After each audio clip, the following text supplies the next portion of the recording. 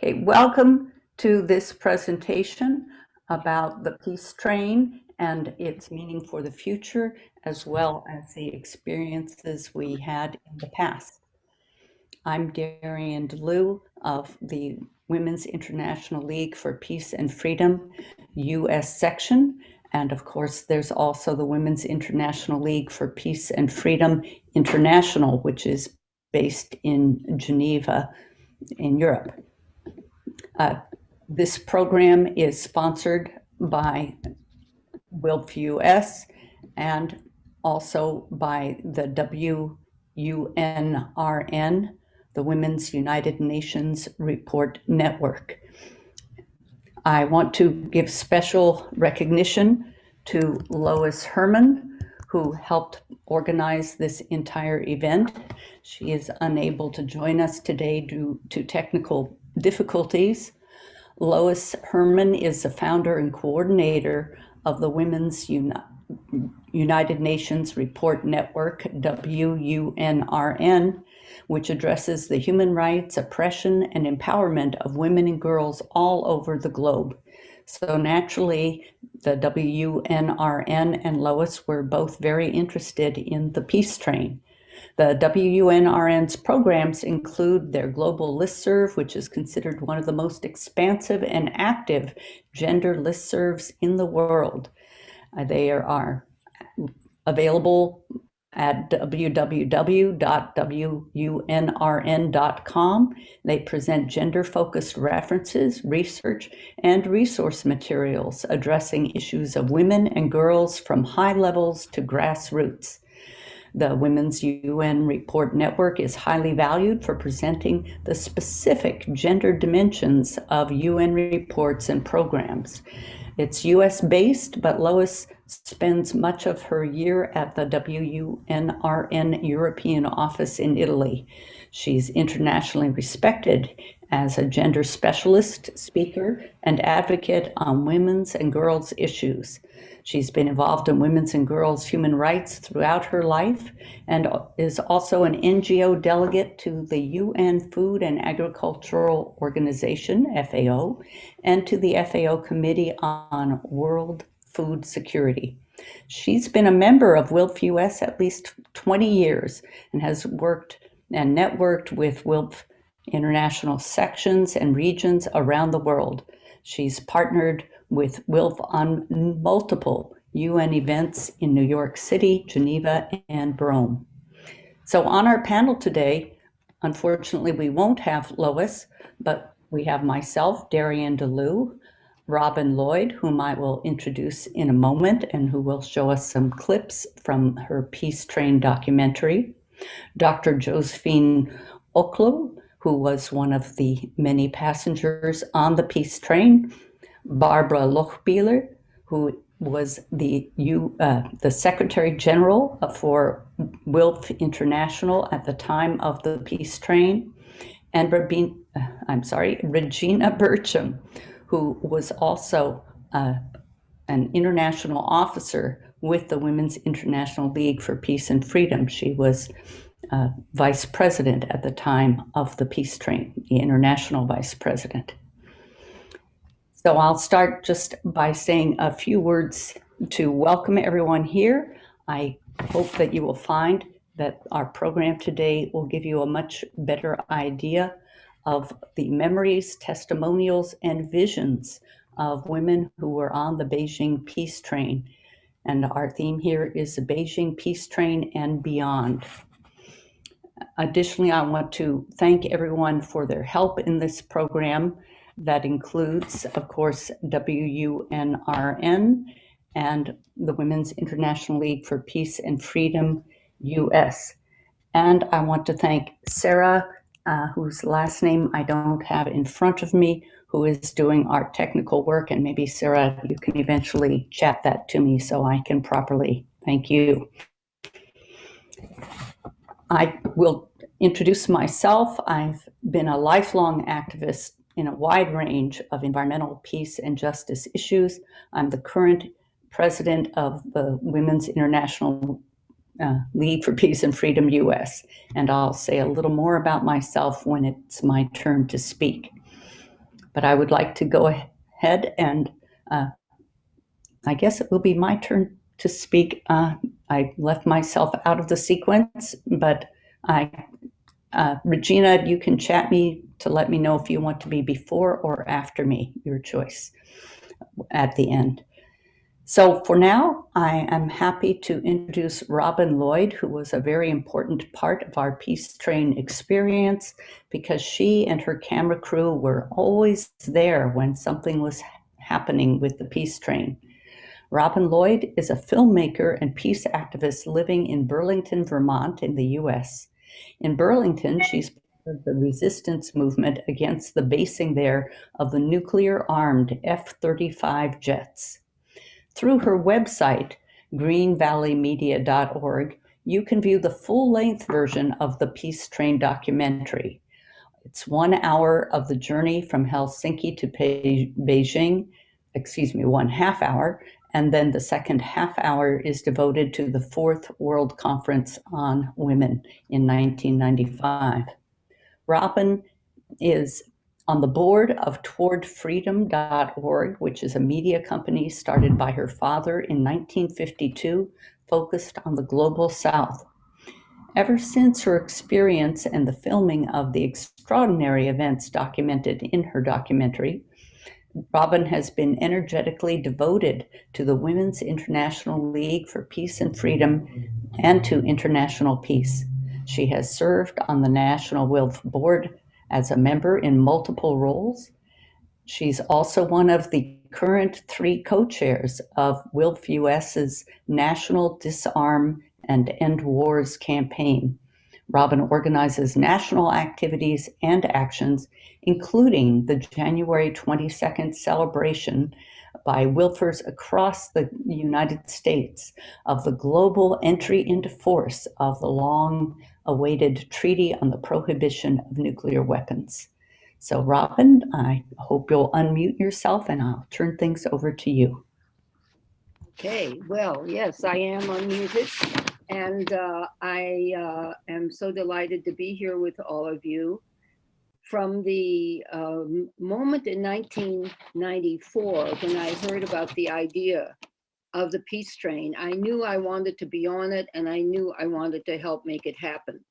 To meet with women from Eastern Europe who were just released, their countries just released from the Soviet Union, and then to travel across the great steppes of China, that was to be a dream fulfilled.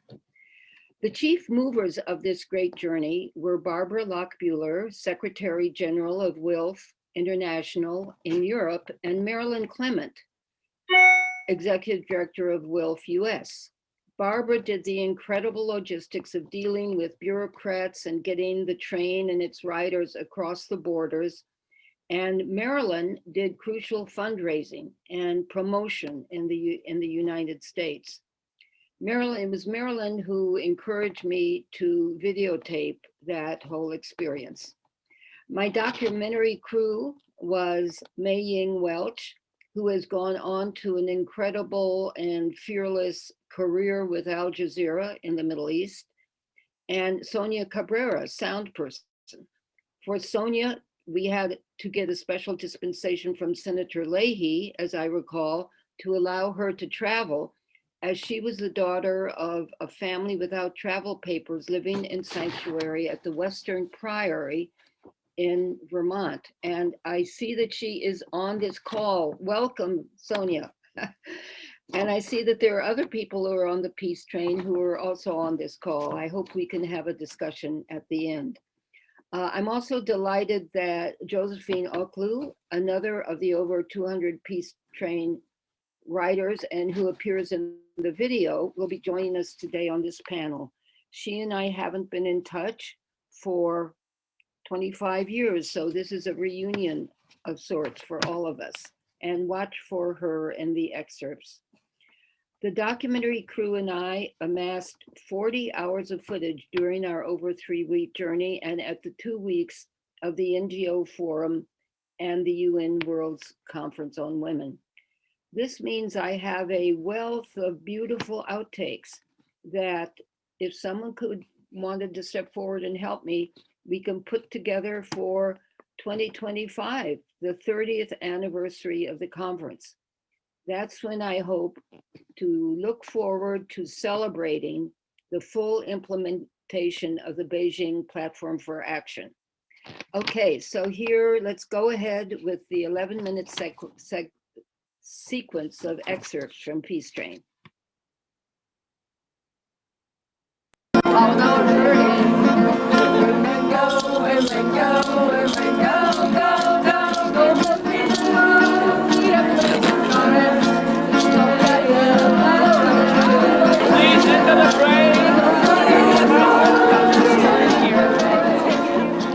In the summer of 1995, 230 women and 10 men from 42 countries embarked on a peace train sponsored by the Women's International League for Peace and Freedom, or WILPF. Starting in Helsinki, Finland, the train stopped in 7 cities on its way to the UN Fourth World Conference on Women in Beijing, China. Our goal was to meet with women, to bring all of our messages to the conference, and to emphasize the importance of peace in achieving the other 2 goals of the conference, equality and development.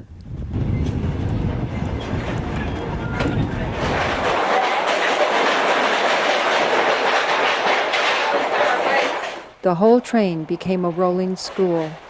WILPF was started with a lot of women from different countries. They come together and they started an organization which was international from the beginning. On our train we have not only WILPF members who are interested in peace, we have activists and women from very, very different backgrounds, like interested in racism, women in health, violence against women, youth organizations, environmental organizations, and it's a unique that we can really exercise in discussions that we have a holistic understanding of peace. So it's not the very specific classical peace agenda we have here. We are part of the peace movement and we are part of the feminist movement. So where peace and feminism meet, that's where we are active.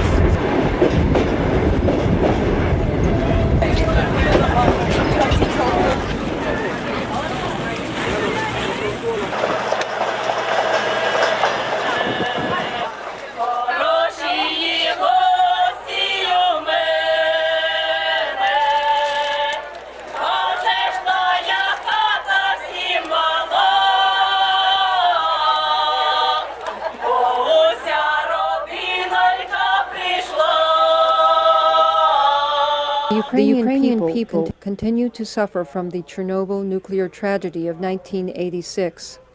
Government ministers told us that every square inch of the country is contaminated. Children are dying by the hundreds from leukemia.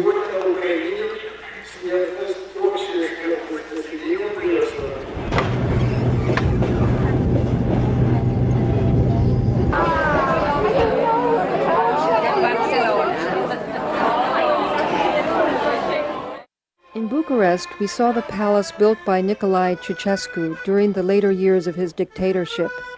He was overthrown and killed in 1989, but only after he depleted the national treasury building this monument. For 4 years, 20,000 workers and prisoners labored around the clock. There are miles of marble and the largest Persian carpets we had ever seen. Yes. This is unbelievable. I mean, this is the poorest country in Europe. And look at it, I know.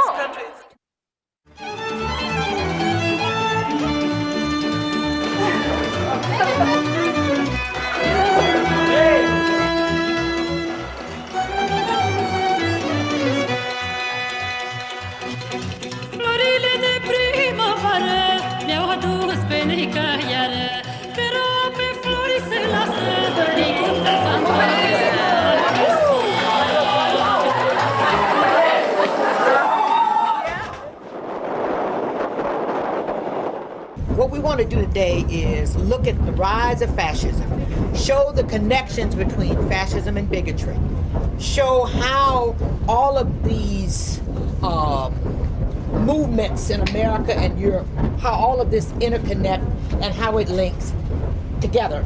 comments which have originally come from the far right and would have shocked people 5 years ago are now becoming legitimate and respectable and creeping into the consciousness of ordinary people. I think we should learn and understand that fascism is not falling from heaven. It grows inside a society, and we have to learn how they are structured, and that we see the thugs on the street who kill, but we have the old fascists leftovers, like in my country in Germany from the Second World War, but with the same ideology you have them in several countries, and they are very hidden, they are very rich, and they are networking and organizing.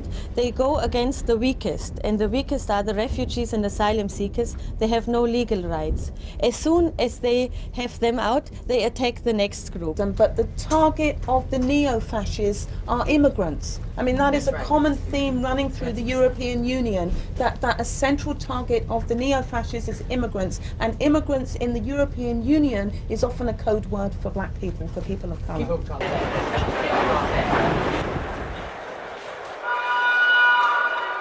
Sister, no glass, please.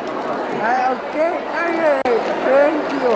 Women from all the warring factions in the former Yugoslavia crossed borders to meet us in Sofia. We were told that nationalism is a very powerful tool for those who want to foment war. It is a war for profit. Only thing that can stop the war is stop selling weapons. I said once they run In Istanbul, the only city we visited that wasn't part of a former Soviet bloc country, the feminist movement is far more organized, but faces challenges from state secular power and Islamic fundamentalism. I think it was important for people to be in Istanbul and to see one country where the population is Muslim.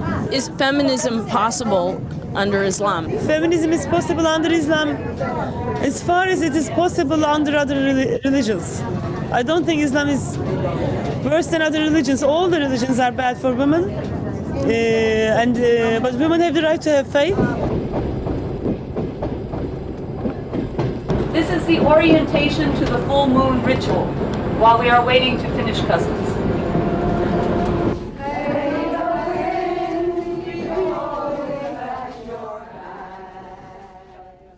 Sometimes the goddess is the light, and sometimes the goddess is the dark.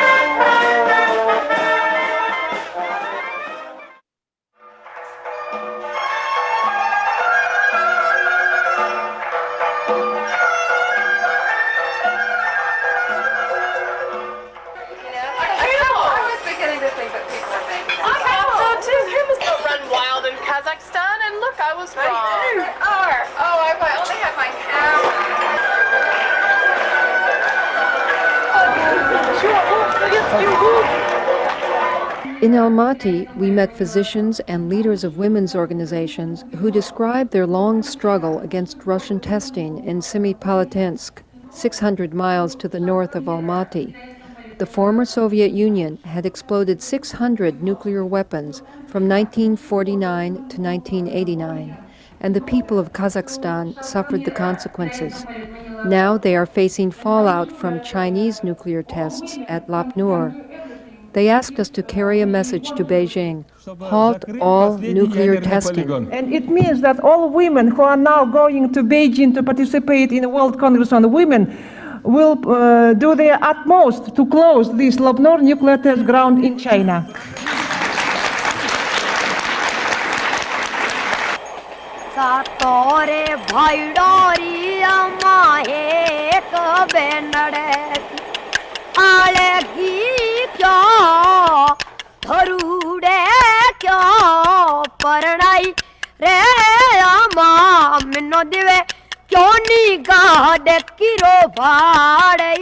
If I'm trying to relate a concept like feminism, I can't find a word in any of the other languages I speak which has a concept like feminism.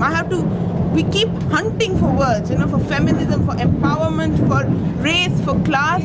Even if we're white, the race question is important. Even if we're upper class, the class question is important, because our goal cannot just be to empower ourselves. We want to empower women all over the world. What we must do first, to learn, to celebrate our achievements. Say, wonderful, we have done a great thing, this generation of people and the new generation coming up, that we have achieved a lot. Let's celebrate it.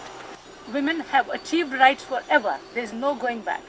Within every country, there are oppressive institutions and structures trying to subjugate women. So what are we relying our nation state on? What is it that we are talking? What is nationally so important to us that we are saying, in my country, this is great? There is no country that women have, as Virginia Woolf said. We have to construct another country, and that country will be a democratic country. In that country, there'll be equal pay. In that country, you can walk out in the evening and so on.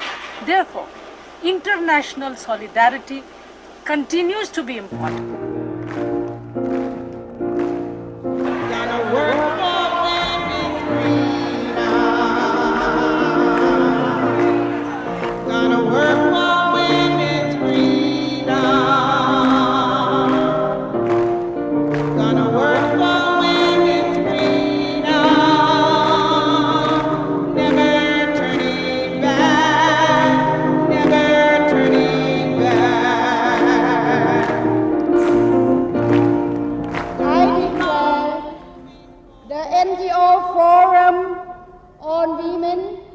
Beijing 1995.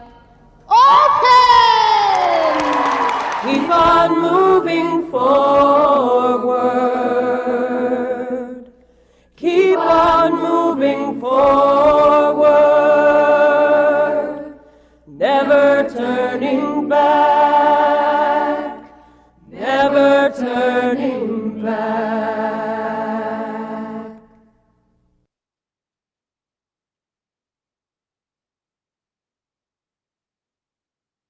There we are. So, Darian, go ahead. So, Robin, were you going to say anything more about your experiences? No, except as I say, it was wonderful, and I wish that now, having this webinar and realizing that more people are connected, I think we haven't ever gotten a complete list and network built amongst us, and I hope this could be the occasion that will propel that to happen.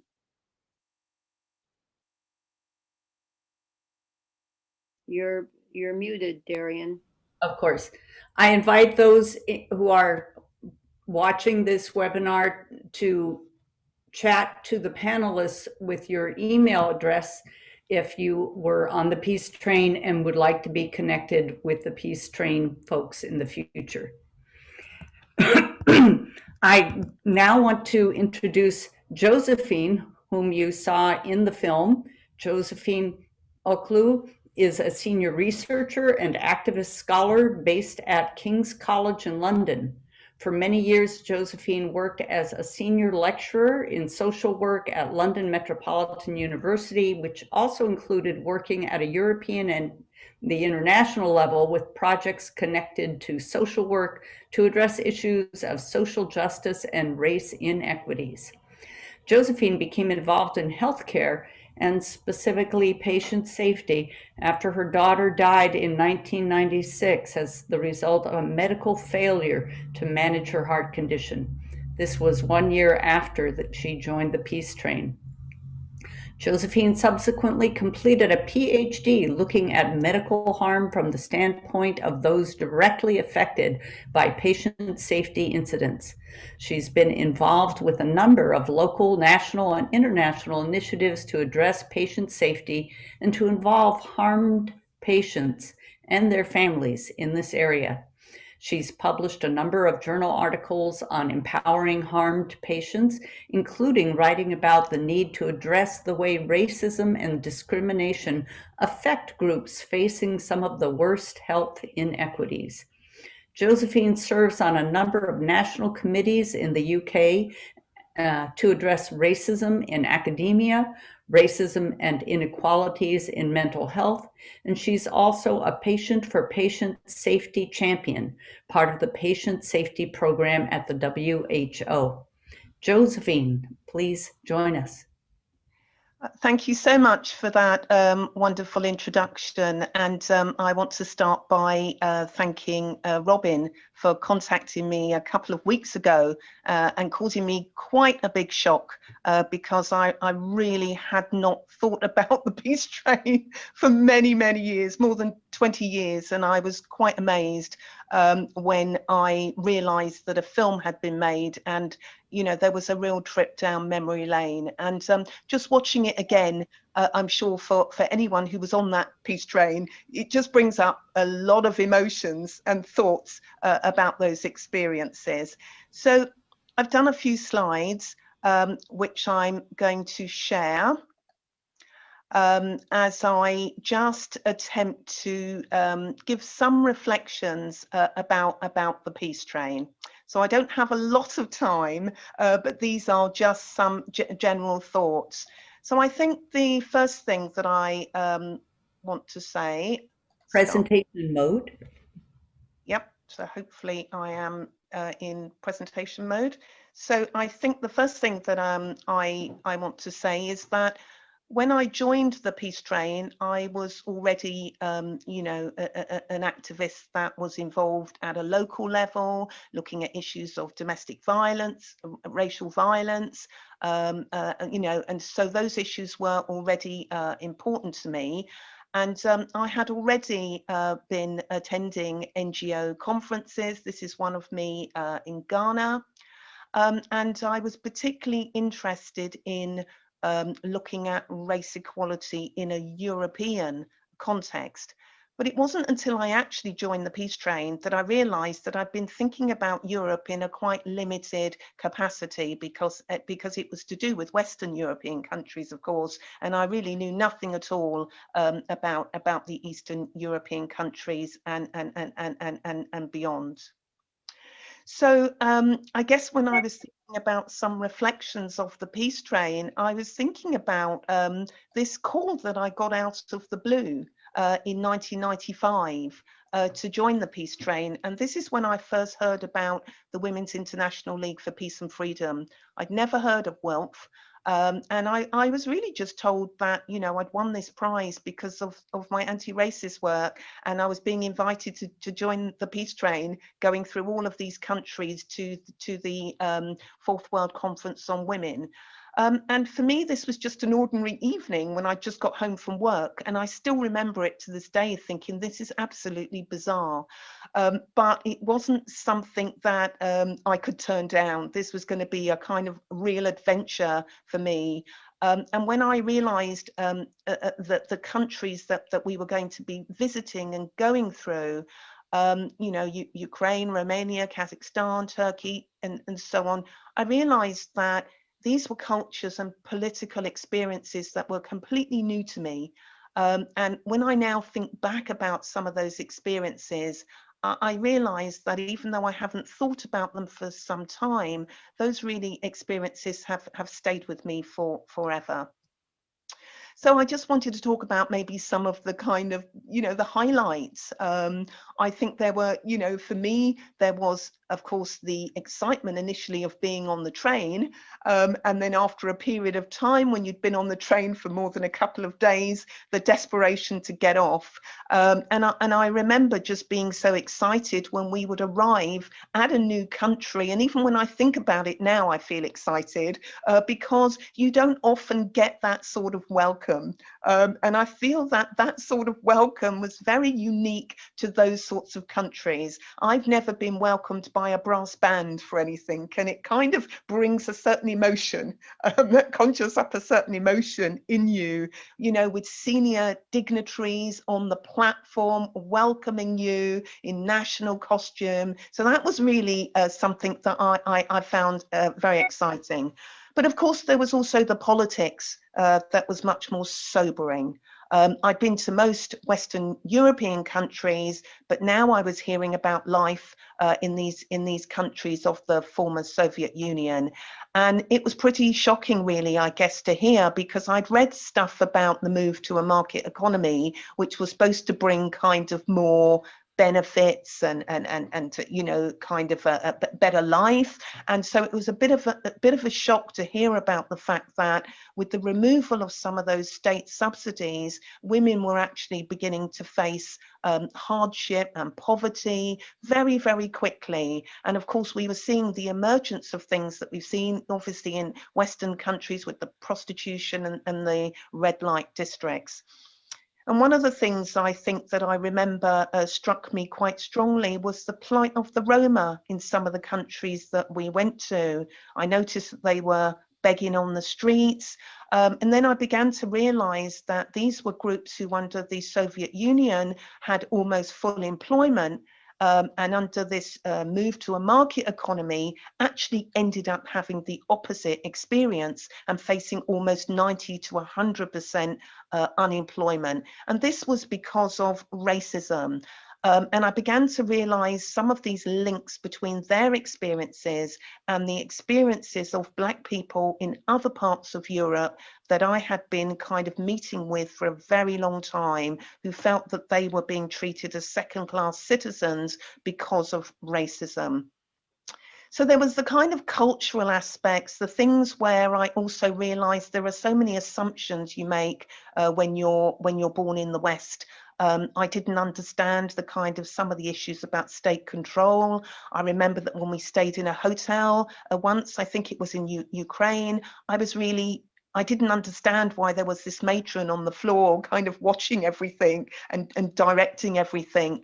But then I also remember the you know, just being staggered by the kind of cultural beauty and sophistication of a country like Kazakhstan with a majority Muslim population, which had then been sort of ruled by the Communist Party of Russia, which practiced atheism. So there was a lot of learning for me with those experiences. And then, of course, we finally got to Beijing.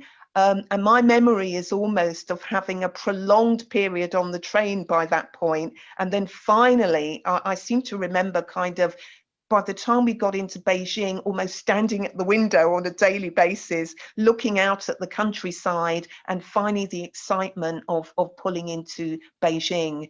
And again, for me, you know, it was all strange, but incredible.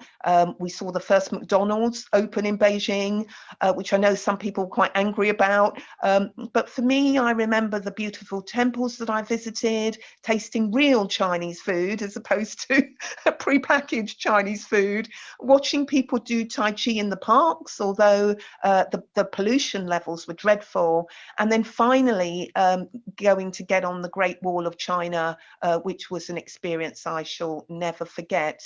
And then, of course, in that video that we've just seen, you get that sense of the emotion of the opening ceremony. And I even found a couple of old pictures of me at that ceremony. And you know, there was just something about almost a sense of feeling that you really could make a difference. That with that collectivity, with all those women coming together and celebrating, there was almost the feeling that maybe you could make a change.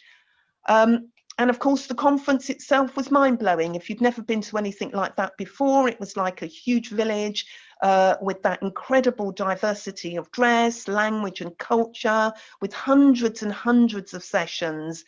And of course, some of the sessions stayed with me forever, like, you know, the terribly sad experiences of the Tibetan people as a result of the Chinese occupation. But of course, there were so many different experiences.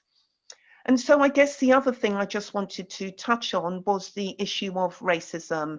And that is because I actually gave a talk on the train, as you heard, and I also gave a workshop at the Beijing Conference on racism and fascism. And when I was thinking about this workshop, I went back and had a look at some of my notes from 25 years ago. And I realized that at the time in 1995, you know, EU heads of government were warning about a rising tide of racism in Europe, which could not be effectively stemmed without vigorous action at a community level. So, you know, at that time, there were already very strong signs that racism was a problem. And I also remember people like writers like Sivanandan, who was from the Institute of Race Relations in the UK.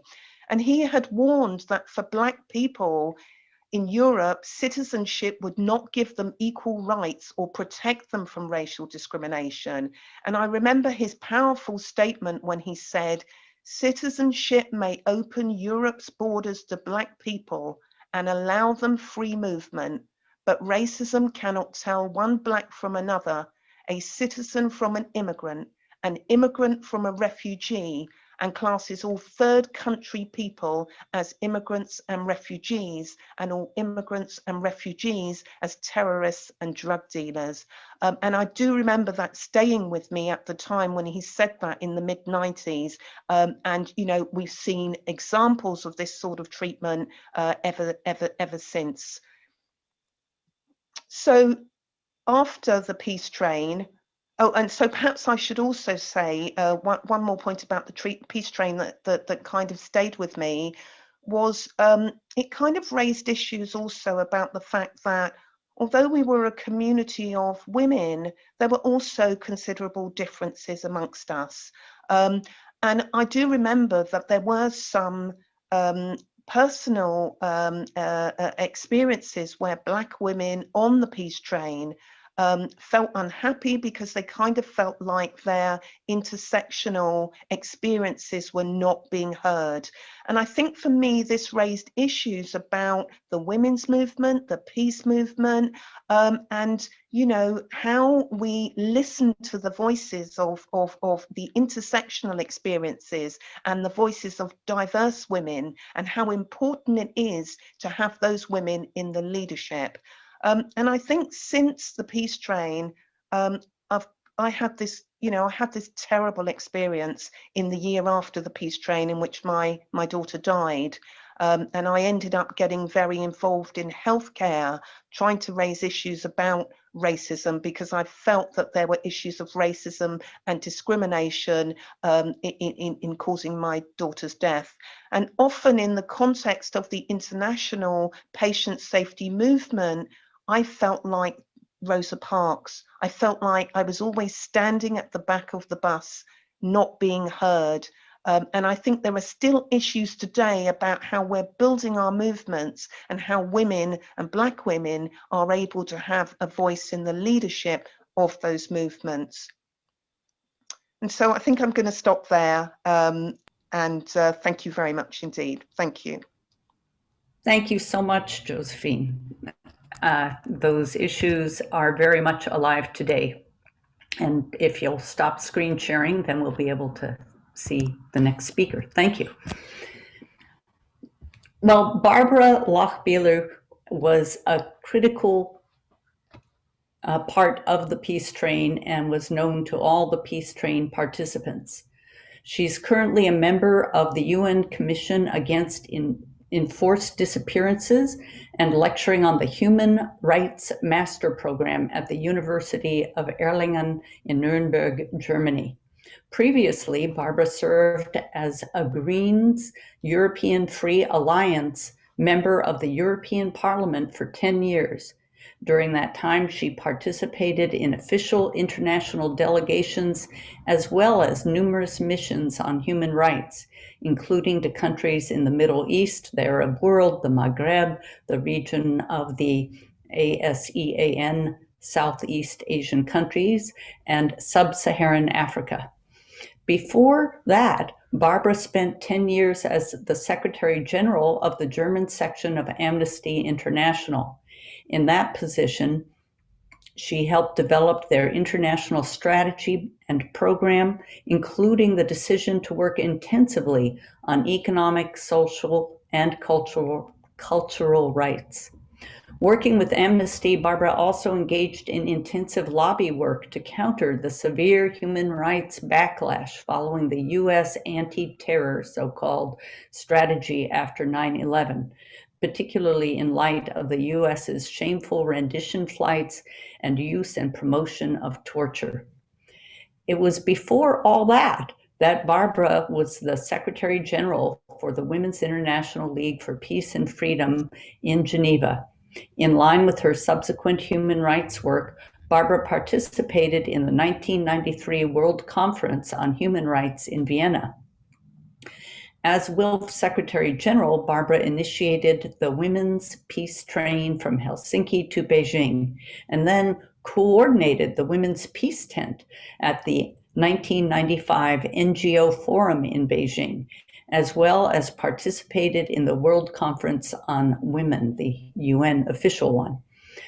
Barbara, along with other WILPF members, contributed to the drafting of the Beijing Plan of Action. WILPF there focused on peace, conflict prevention, and women in war and post-war situations. And it's a pleasure to introduce Barbara Lochbeeler. And be sure to unmute. Thank you, Darian, for a very long introduction. But as I'm old now, so the introduction is always longer. And hello, everybody. And good to see that some of the participants in the peace train are still very active today and have been engaged in peace, in anti-racism, freedom, justice, and human rights all their life. And in preparing for the debate, I was watching the whole film from Robin Lloyd, and thank you, Robin, for this wonderful film. It was very moving, actually, to see also the images and the debates from the Beijing NGO conference and the official conference as well, and to feel that we were so diverse and so strong and really believing that we can change the world for the better, working on very different levels, as rural women or diplomats. And I think it was also just in the part of the film when Krishna Hoja Patel from India, who was later also WILPF president, she said that it's most important 26 years ago to work together, to be an internationalist, yeah, and to act in solidarity with women who fight different struggles for peace or equal rights or so on. And so when I thought what to say, I think compared to the 95, I still see that we even have more rise in nationalism all over the world, but also here in Europe, in my continent. And we have more authoritarian governments than we had at that time, more even successfully curtailing and threatening progressive civil society and women's organizations to work in all regions of the globe. We have a United Nations, which we like with good policy and program, but completely weak and in need of reform, and much more individual or unilateral activities, and multilateralism is put into the back.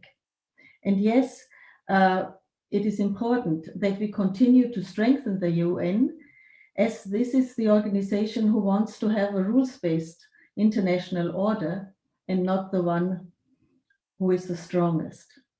And we continue actually to see the horrors of war. Just now in an upcoming war or civil war in Myanmar and other places, as we did at that time, and the horrors of war.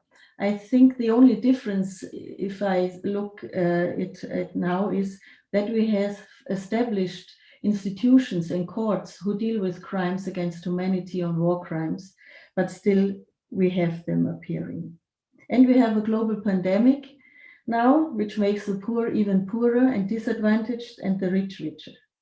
And an issue which was discussed on the peace train, but is of more urgency even now, is that we have so much destruction, environmental degradation, overusing of resources and so on. But I also remembered that already then, Regina Bircham always requested from WILPF to develop its work further and to make the interconnection and the link between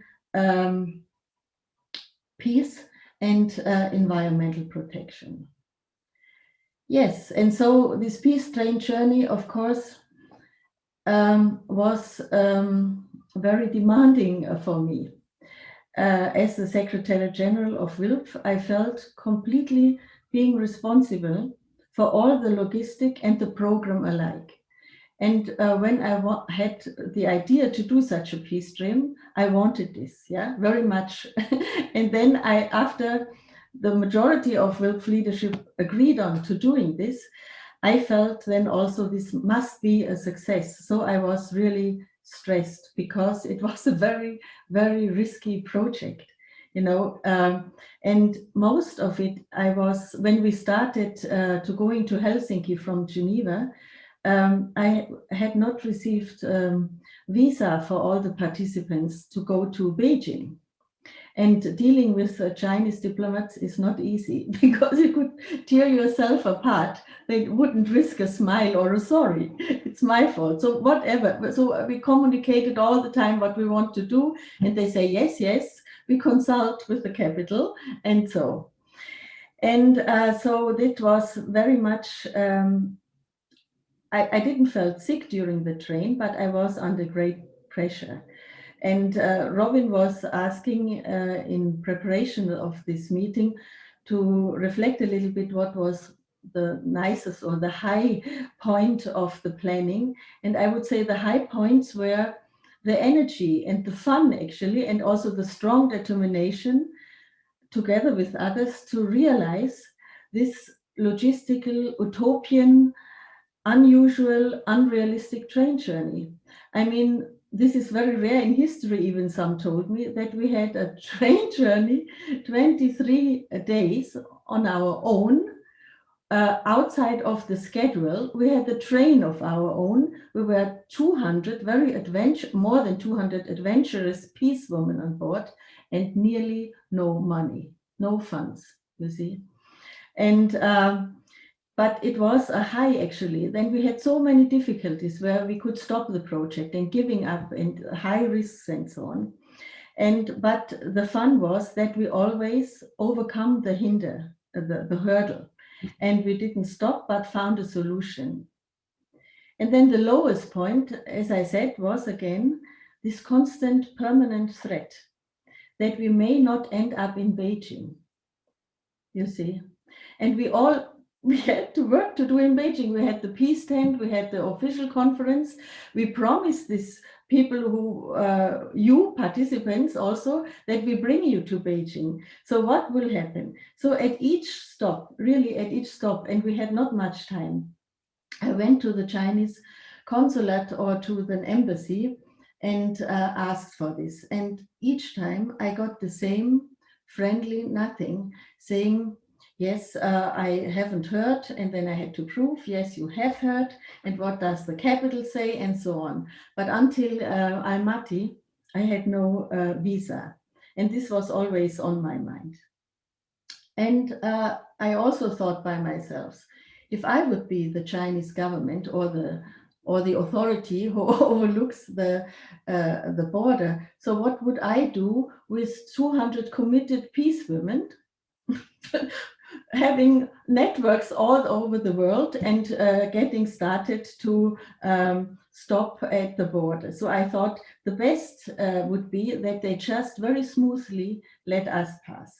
So this was good. Then that in Almaty itself, we received finally at the station, waiting at the station, we received all visas beside one.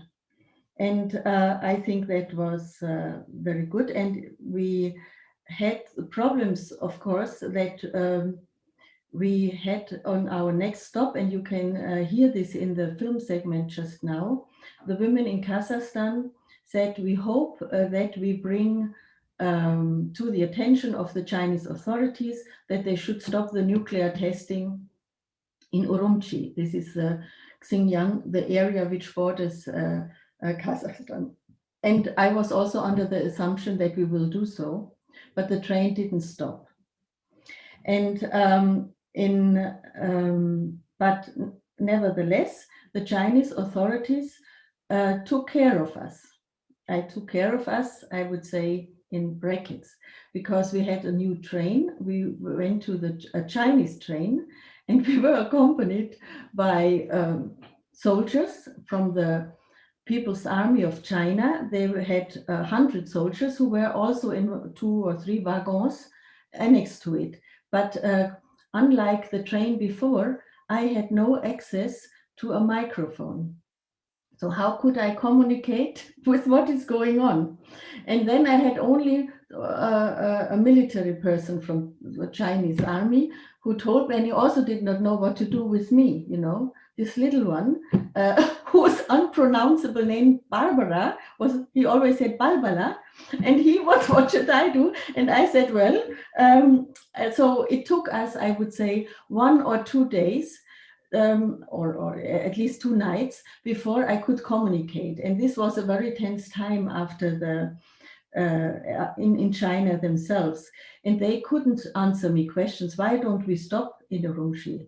And I remember very clearly, I just looked out, and I think there is one picture also in the calendar we produced where we saw police at the station, but no stop. I never got an answer from the Chinese side why they did this. But I was then in Beijing myself, and I was happy actually. I was very relaxed after we are in Beijing. So I thought, regardless, we will end in Beijing, so you will come get out. And I met with the Chinese railway authorities in Beijing once, because we had to do some budget things and others. And then I figured out actually that our agency did not order food for the Chinese train, I have to say this, which would have been very difficult because we're 4 days without food. I mean, that would raise the tension very high in the train. Because they assumed that we may not cross the border. So far, this was my first statement, and I hope I have actually much more in the discussion to speak more about also the input from Josephine on racism and right-wing extremism, and maybe also what we see today in Germany and in Europe as well, that they're very closely connected with being against women's liberation and for, let's say, even, how can I say, getting organized to attack women's movements. Thank you. Thank you so much, Barbara. And I'm sorry that we are rushing along. We're trying to keep within a schedule to have some time for questions and answers, but I am looking forward to your suggestions and recommendations for WILPF.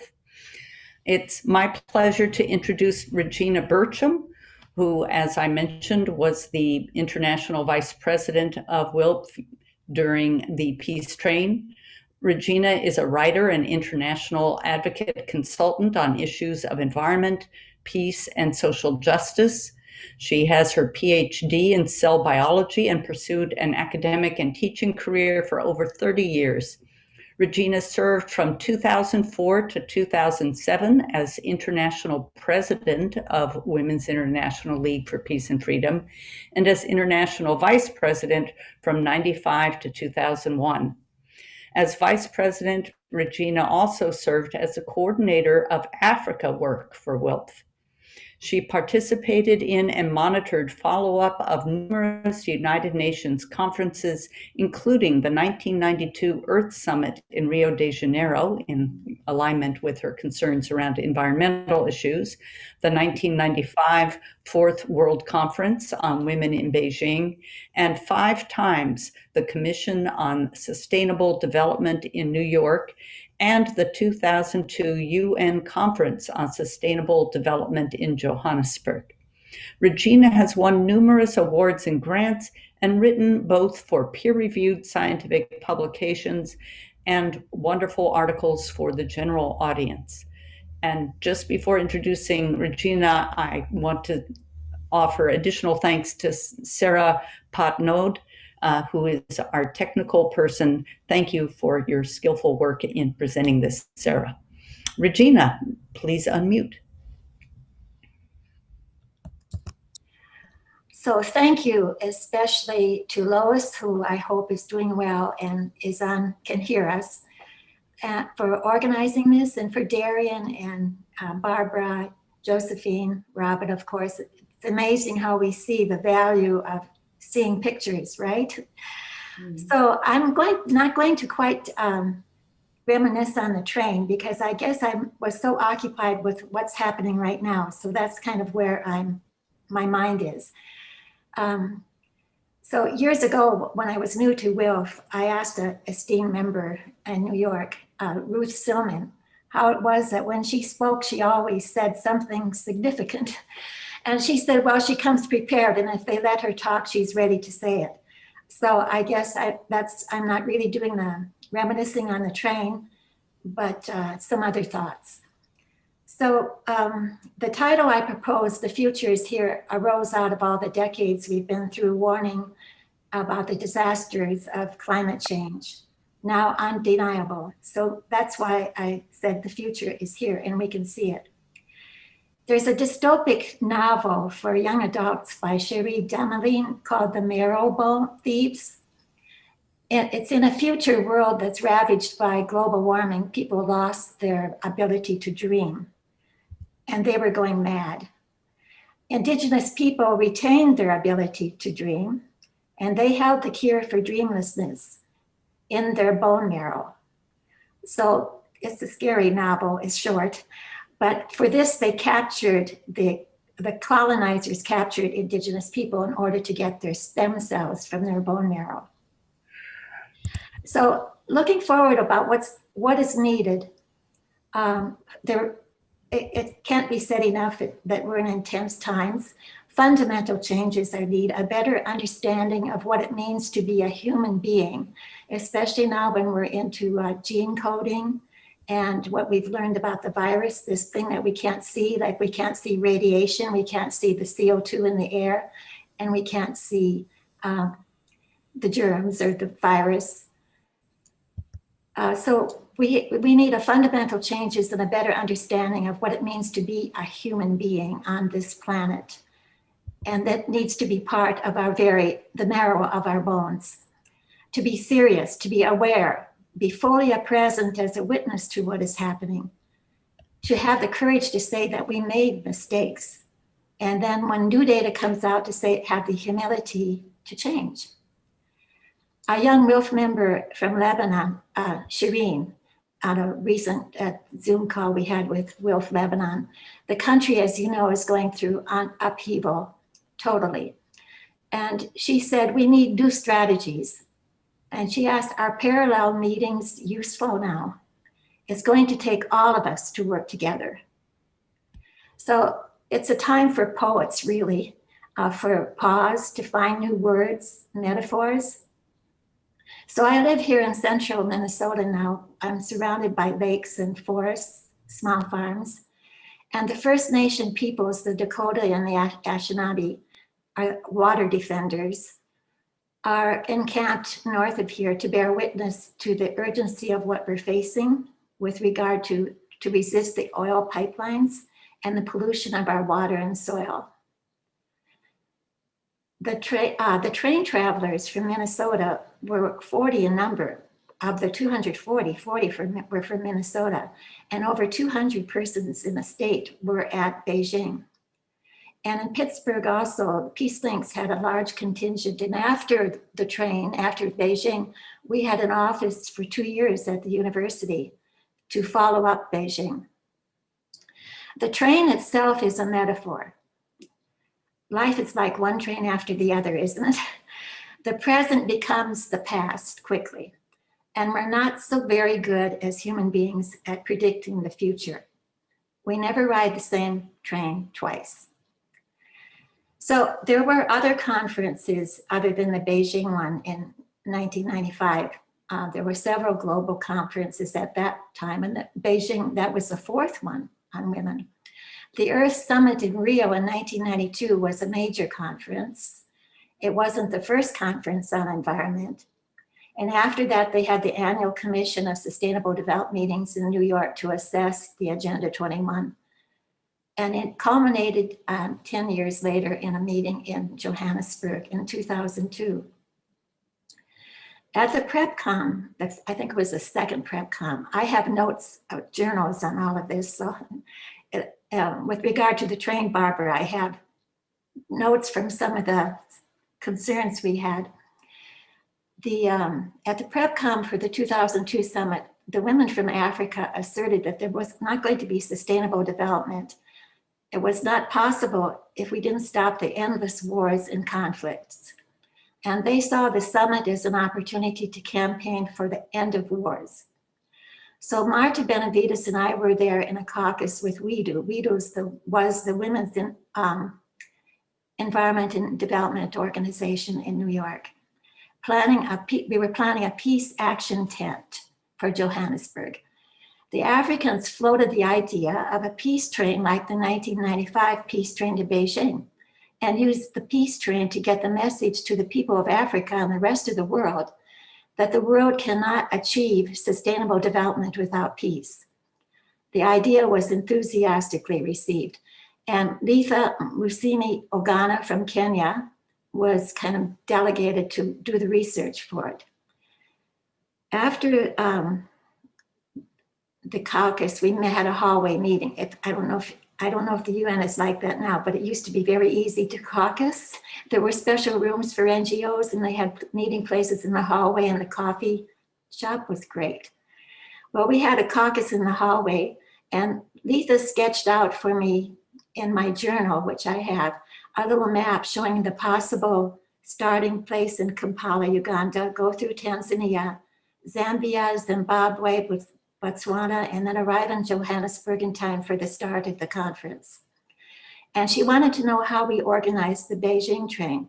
Well, I gave her Robin this video, but I urged her to do it the African way. Don't try to do the European way. Don't imitate the Europeans. This train was unique. So the railway system in Africa has separate companies in each country. That's one reason why it had to be that way. And the daunting task was to raise money, that the women would not be able to have enough money to go so far. They could go through their country and then get on, and then a different group would get on. So some months later at the PrepCom 3, Letha presented her concept paper. And this, I'll read the objective that she put in for you. It was to pass on a strong message to the continent leaders, warmongers, guerrillas, arms traders, and dealers in the African continent that women wanted peace and stability for their children and future generations, and call upon the ringleaders and perpetrators of these wars to end them forthwith, unquote. Well, Letha wrote a book reporting the details of the women peace train from Kampala to Johannesburg. She put in the schedule, the funding, the names of all the ministers and mayors, diplomats, ambassadors who met them at the various stops along the way. And she also produced a documentary film. So they carried the UNIFEM peace train torch with them and arrived in August 26 at 7 in the morning at the Johannesburg railway station, greeted by Mrs. Mbeki and dignitaries and the press. They had front page coverage. And we welcomed them at the Peace Action Tent later. Now, I wanted to just put that in there because this was another peace train that was quite extraordinary. Back to the future is here. The COVID pandemic gave us time to figuratively get off the train and pause. And will we remember what we learned about social and economic dysfunction as everybody's anxious to get back to some sort of old normal? We'll remember the need for fundamental changes, the new understandings about what it means to be human and community. For many already experiencing displacement and natural disasters and wars, the future can't even be imagined by them. And there's a new word, solastalgia, which refers to the emotional distress of a loss of one's homes. It's not really homelessness, it's an emotional, psychological experience where you don't have a home, not that you don't recognize anything that you used to call a home. So the Russian author Vasily Grossman, I'm resorting to people who can say it better than I, describes a post-war scene after the siege of Stalingrad during World War II. And I actually read that book 3 times, about 900 pages. It was very good reading during this COVID time. The metaphor of the future was buried under the snow comes to my mind often. And this is what he wrote. This is at the end of the siege when the Germans had to concede. Quote, as it grew warmer, bit flakes of snow settled on the ground, on the red brick dust, on the crosses of the graves, on the turrets of the abandoned tanks, in the ears of the dead men waiting to be buried. The snow filled the air with a soft gray-blue mist, softening the wind and gunfire, bringing the earth and sky together in one swaying blur. The snow fell on the general's shoulders. It was as though flakes of silence were falling on the Volga, on the dead city, on the skeletons of horses.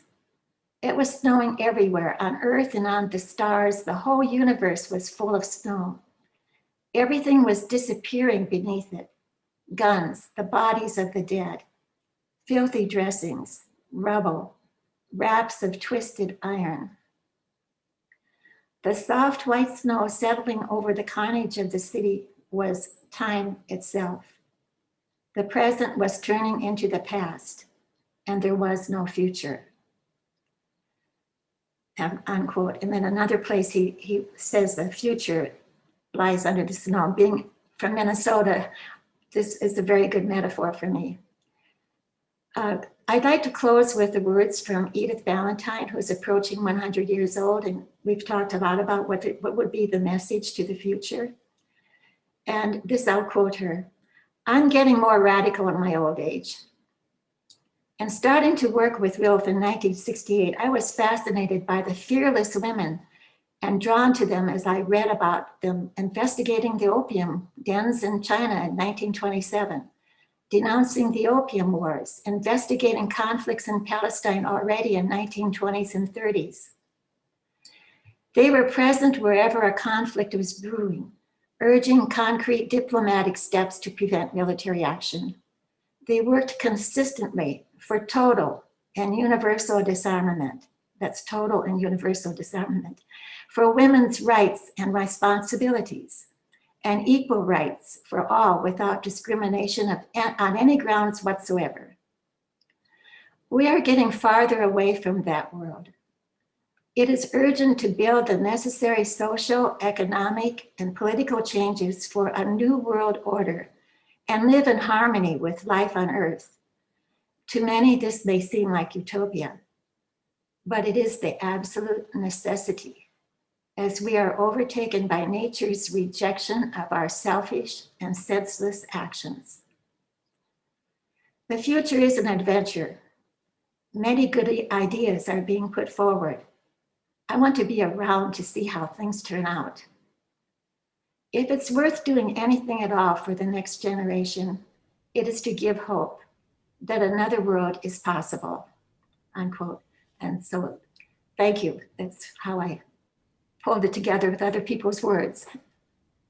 Thank you so much, Regina, and thank you for sharing those words from Edith Valentine, who was the longtime Secretary General for the Women's International League for Peace and Freedom. So it's great to have her represented here. So Edith is on the call, actually. She's participating. Oh, wonderful. Yeah. I will briefly introduce myself and say a few words before we get to our question and answer segment. As I mentioned earlier, I'm the president of WILPF US. From an early age, I've been interested in international culture and foreign countries, as well as issues of justice and equality. So I was instantly excited about the opportunities offered by the peace train to travel to a number of capitals, hear from the women of these countries, participate in studies and discussions of these issues, to speak many foreign languages, and to carry their messages to the NGO UN Women's Conference in Beijing, or in Huairou, as those of us who were there remember. I've been a teacher, a government analyst, and a barely paid professional activist. At the national and local levels of WILPF US, I've been active continuously since 1994, including serving multiple times on the national board. And I'm here in Sacramento, California today. I wanted to talk about two aspects of the peace train. One is what it holds for us in the way of what can be reproduced for women working politically now. But also I wanted to emphasize the way that the peace train had immediate influence, at least in WILPF US. Namely, we had the Great Day peace train, and that's the reason that, well, actually, that's not the reason that that particular, and I'm trying to screen share here if I can just find where it says share. Okay, there we go. You'll see that we have the Johannesburg Peace Train logo, the WILPF logo, a peace train logo from somewhere, and the WUNRN logo. We don't have the Great Day Peace Train logo, which is on, well, there it is on my lapel. The Great Day Peace Train was an aspect of the WILPF US, where we had peace trains on our East Coast and on our West Coast. I think there was also one in the middle of the country. I know in California, I was delighted to get to ride on the wonderful Amtrak train and talk to people on the train, share information with them about the Women's International League. And then we did stop in various towns in California where we were welcomed, much as the experience had been with the train in, with the Beijing peace train. So I brought to the Great Day peace train some of the lessons and information and experiences from the Beijing peace train. I wanted to share with people today some of the ideas I had about, and let's see how to stop that share, and in a moment I'll bring up another share. Some of the things that I have continued to see as applicable from the peace train experience. Namely, the peace train offered us intense experiences of sisterhood and group decision-making and group process, which at times was a trial for our sisterhood.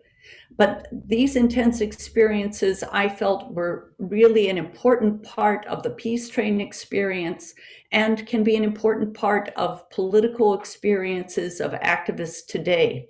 One of the challenges of these COVID times is the remoteness that we all have, where we see each other and we hear from each other, but we lack the intensity of direct personal contact.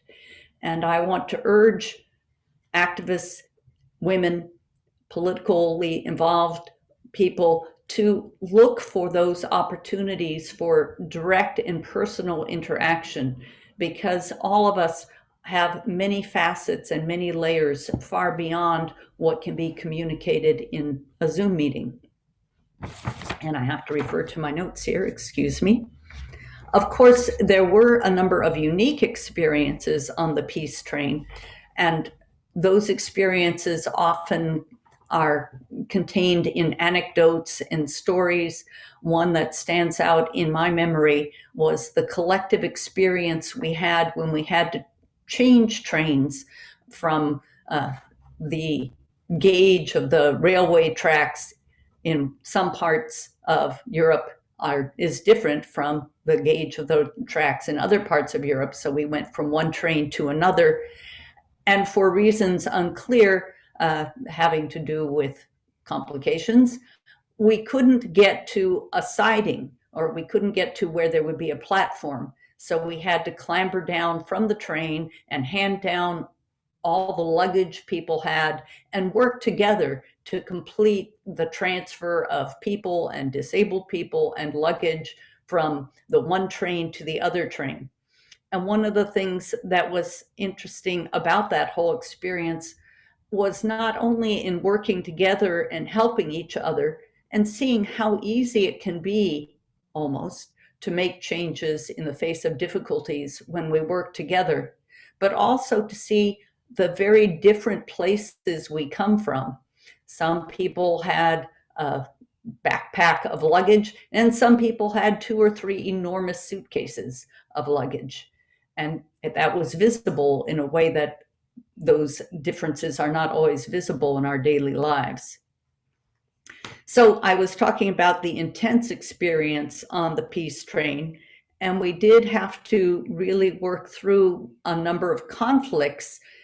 When you bring together over 200 activists, you've brought together people who are accustomed to speaking up and standing up and complaining about anything that's wrong. So we had a lot of ideas for what should be done, and we tried to negotiate those through a collective spokes council kind of group process. And that was by the spokespeople were by car of the train, or wagon as it was called. I presume that must have been in the German, and we all adopted that terminology. So that experience of group process is something that I believe we all have to develop those skills, because we have so much to do these days and so many decisions to make. Another thing the train offered to us was opportunities to step up. And many of us were pulled out of our usual comfort zones to be stepping up intellectually in the rolling school, spiritually in various ways, to take in new information, to be adjusting to different cultures and values, and physically. We had to do without the creature comforts we might have been accustomed to. We had different kinds of foods, and we also had to deal with a lot of sleep deprivation because we were crossing time zones going the wrong way. It kept getting earlier and earlier, and we kept having to get by with less sleep. One of the most exciting parts of the peace train was being in direct connection to information, and information specifically in context, so that when we heard from the women in Romania about forced childbirth and forced fertility, this was from women who had had to have multiple children and essentially live in poverty while being child production machines for a repressive government, and other direct experiences that were communicated to us. In those days, of course, we didn't have the internet, which now can offer people a much more direct experience. However, our opportunity to get that information in context and then within community, where we could return between cities to the train and have deep and thoughtful discussions with an entire community of knowledgeable activist women who could comment and observe things about what we had learned. Of course, we had to really build our listening skills, our skills at translation, because we listened to words being translated from one language to another. And we had to learn how to step back especially for the US women on the train. Stepping back was a critical part of our experience because US women tend to be pushier than women from other countries, at least in my experience. And with all the translation going on and a lot of the presentations being in English, it was critical for the US women to sit quietly while those who spoke other languages both heard the translation and had a chance to ponder what was being said before we leapt up to add our very opinionated opinions. Tolerance of uncertainty is something that we're all having to live with today, and that's difficult. When will the pandemic be over enough that we can interact with each other again? Will we be able to stop the US proposals for a new billion-dollar bomb? We have a lot of uncertainties to deal with.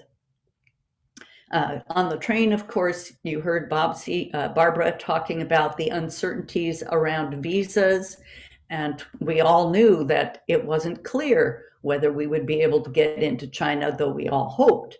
We all weren't sure what towns we would be stopping in, and spent actually several days wandering around the former Soviet Union waiting to get into China. And that was also a challenge. As we crossed international borders, there was always the question of at what time will we have to present documents? What will the officials say? Will we be awakened in the middle of the night with demands for papers? Those are experiences I hope we won't have to repeat, but we are at least a little better prepared for them. So I do think that we have a lot of lessons from the peace train that will be useful for women in the world to be. And with that, I'm going to wrap up and offer time for questions and answers. I believe we have a lot of questions already here, and I'm having a hard time getting back to the webinar. So Sarah, can you give us the first question? Yes, thank you very much, Darian.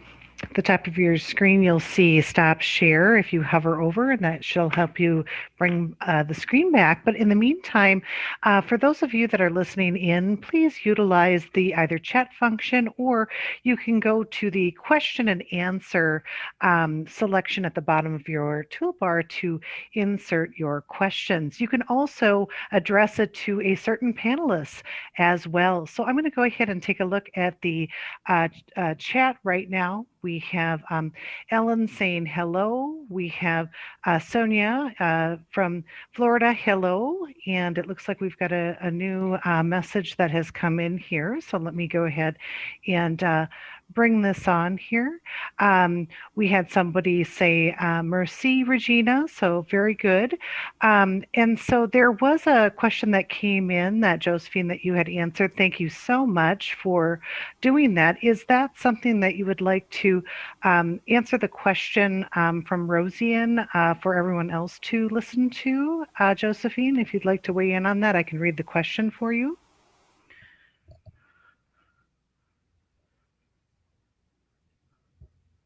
Please go ahead. Okay, great. So Rosian asked a question to Josephine. You felt interaction on the train was not always inclusive, if not worse. What, in your view, can organizations like WILPF do today to address everyday racism and exclusion? So that was, I'll bring that over back to you, Josephine. Yeah, thank you for giving me a chance to respond to that question, because it's something that is actually really, really important to me at the moment. We've seen the rise of the Black Lives Matter movement in the States, and that has had a profound impact on our experiences in the United Kingdom, and it has opened the door to allow us to talk about racism. But the truth of the matter is that the issues that were raised by Black Lives Matter were just there, but people were not able to raise these issues.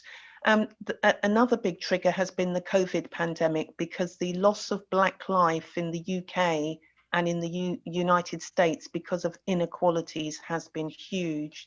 So from my point of view, one of the failings of international organizations and the ones that I've been involved with, and I'm still involved with the WHO organizations, is they're simply not inclusive of Black women, and they don't, we are not in the leadership. And I feel that we cannot change the world for the people who are most impacted by some of these social experiences to do with racism and oppression. We can't do it on behalf of, we have to do it in partnership with, which means those women and those communities have to be in the leadership. And I am still seeing too often that I'm in organizations, women's organizations, international organizations, where there are no Black women in the leadership. And it's just not, for me, it's just not good enough. And I felt it was like that on, really, these were exactly the issues we were raising on the peace train as Black women. Thank you, Josephine. And Sarah, I know that we're scheduled to end at 1 o'clock, which is in just a few moments. Are we able to go on a little longer, or do we have to end at 1? Yes, we can go on for a little bit longer here. Does anyone else have any comments that they would like to make on that question and answer that was just shared before we move on? Would it be possible to see the participants, the 34 people, their faces, or if they ask a question to see them asking? The way that this is set up is that it's just a panelist view. We will not be able to see the attendees, so we will welcome them to submit their questions into the chat or question and answer. So I'm unable to bring them up in the video at this time. I know Barbara wanted to add some additional comments, and perhaps now would be an opportunity to do so. Thank you. We received a question even before. It was a question, why didn't we stop in Urumqi in China? And an article was written about this question. Was it, did we failed the Muslim people of Urumqi? So I would like to respond to this. In 1995, in Beijing at the peace tent itself, we discussed the situation of different groups of the population and minorities in China. It was very dominant, the women from Tibet. But the oppression against the Uyghur minority nowadays is not comparable with what it was in 1995. So it was not also in the preparations that we plan when we stop in Urumqi to discuss the situation of the majority Muslim minority there. We plan to be there to discuss about the nuclear testing. So I think it has to be understood. I would say it was also not so much on our agenda because the oppression was not as high as it is now. And I would say make a recommendation and link it to the WILPF Congress, which will be next year in Australia, in the region where China in its external policies, but also internally, it's very influential. And perhaps WILPF should reflect on its policies via China, the effects in the region, but also the different human rights violations and authoritarian rules they have within the country. So maybe, and we could do this with people like in Germany alone. There is the World Uyghur Congress has an office, and I think a lot of international organizations focus on the human rights situation of the Uyghurs now. But at that time, it was not, let's say, so high on the agenda. Also from the Uyghurs themselves had different demands at that time, I think. Thank you. Are there other questions? Yes, I have one that came in from Roseanne, and I want to just make sure that people in the chat know this. Can you publish the website where we can see the full film in the chat? And I know that we did do that. And so, Robin, I was wondering if you could share again where people can go to take a look at the full featured film so everybody can hear that and also reference the chat. Okay, thank you. And I would just jump in about Urumqi. My memory of that was how strange it was. The train, we went through Urumqi. They couldn't move the tracks, and the train stopped, but all of the entrances were blocked. And so when we got out on the platform, there were no people. I think they feared that we would be jumping out with flyers written in the local language saying stop nuclear weapons. But of course, we didn't have any way to print up lots of flyers, and we weren't able to speak in, in the local language either. Just one other comment, which is that we're in the middle of the Commission on the Status of Women. I think most people on this call may realize that.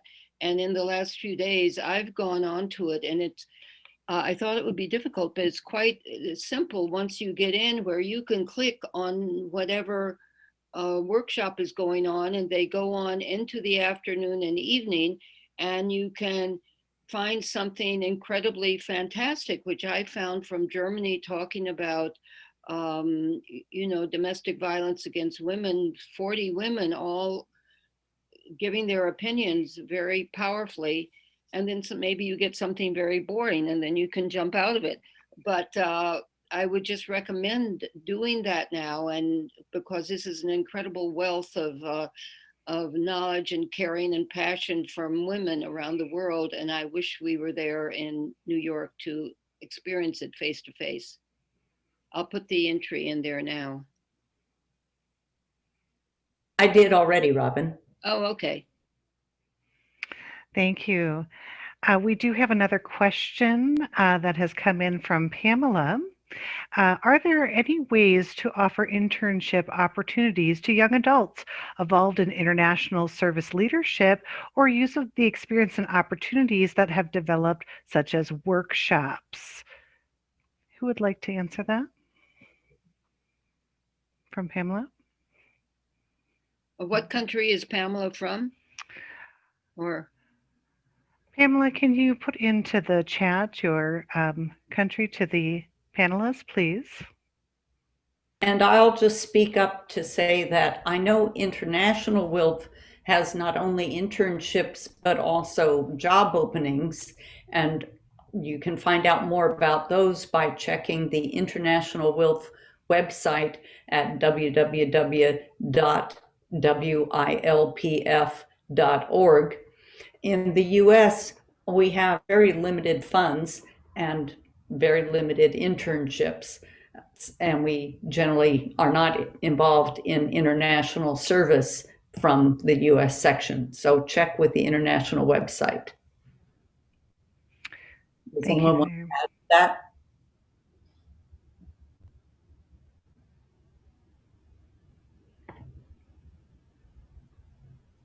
I guess we're ready for the next question. All right. And so it looks like that was the last question that came in. And Pamela did weigh in. Her chat says, from the US, and I'm a person of color. So she did follow up with that in the chat. That was the last chat and question and answer entry that I have here electronically. We can wait just a minute to see if anybody else has anything else to say. So Darian, I will bring it back to you, and I'll alert you if anybody else has any last questions. Thank you. And on behalf of the panel and Lois Herman, who helped make this panel possible, thank you very much to Lois. I hope you'll be able to watch the recording. And on behalf of Women's International League for Peace and Freedom, both international and US, thank you to everyone who's been able to join in this presentation.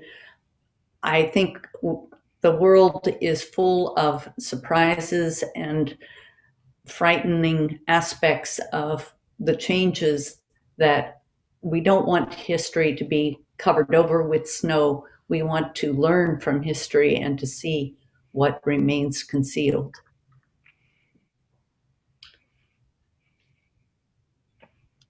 So thank you to everyone. I turn it over to the panelists if you want to say a final thank you. Yeah, let's see.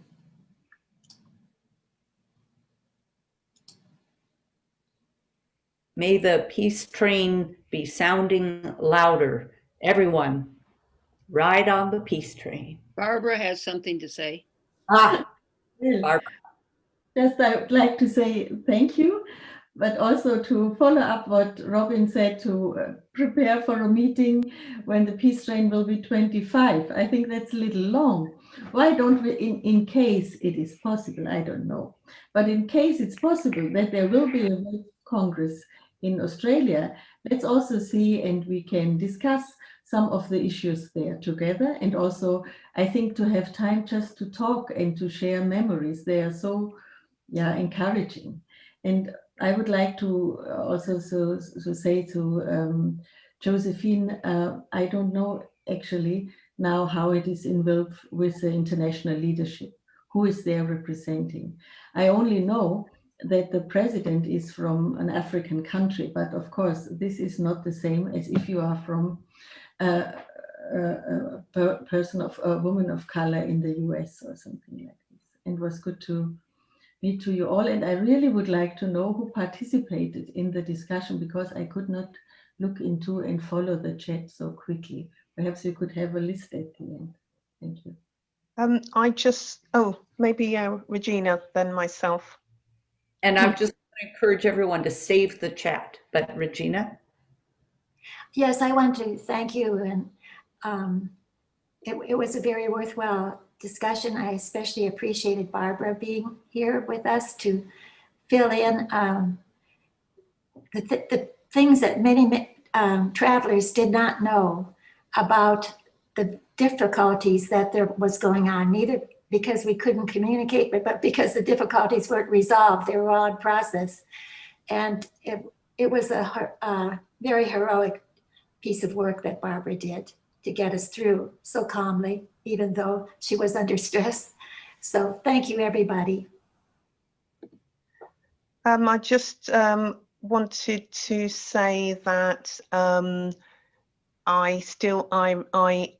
I remain convinced that the peace train was, something special, and maybe in history, you do these things. You don't necessarily know where the journey's going to take you. So you might join something with a particular objective in mind, which I may have done as a Black woman, but actually the direction you wanted to go in, maybe you didn't exactly go in that direction, but you went somewhere. And I kind of feel like that's what happened to me, that I kind of went somewhere because I was still touched by that collective. And I'm grateful for it and happy about that. And I just wanted to, I was just touched by this question in the chat that just as we're about to finish, I was just reading, thank you for sharing, not to me, just to the panelists. We don't seem to be learning from history. We are confronted with the same questions. And for me, that's very powerful. I don't know what that person is saying or what they're pointing to, but I absolutely feel that if we're not learning from history and we are still dealing with the same questions, then some of us are going to keep going round in circles, and we really should kind of drill down in another discussion about what are those questions that keep repeating itself and what can we do about it.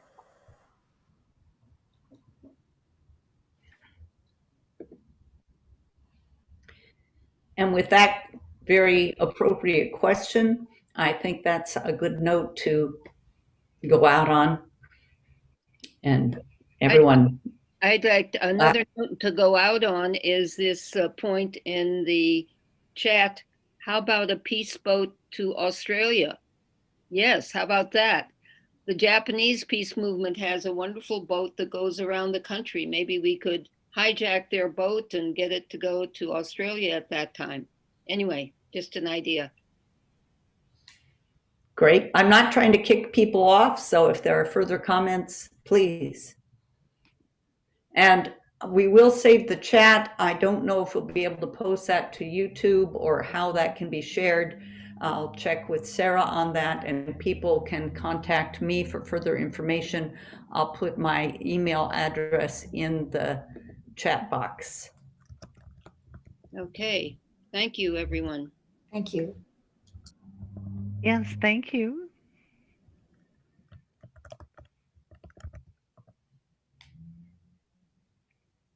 Peace train sounding louder, ride on the peace train. Ooh, everyone on the peace train.